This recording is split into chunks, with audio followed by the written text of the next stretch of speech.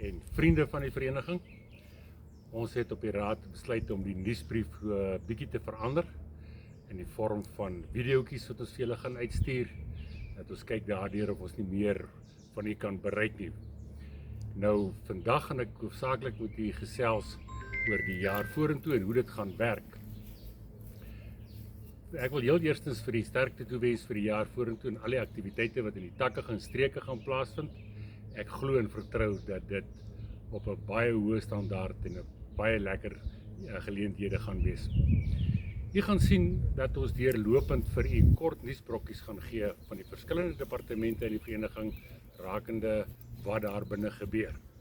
So hou dop, die onderskeie bestuurders of dalk van die VP's sal met u gesels en dan gaan u onder aan daai video's 'n skakel kry waar u dan na die webtuiste toe gaan en dan daar die meer gedetailleerde inligting kan gaan lees.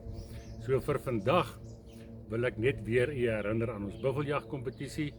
Dames en here, moenie laat dit by jou verbygaan nie. Eersdaags kom die Kalahari jagkompetisie wat geloods gaan word. Maak seker dat jy jou kaartjie kry. Beide hierdie is groot geleenthede en weer die verlede uit is dit die terugvoer wat ons kry is dit baie lekker.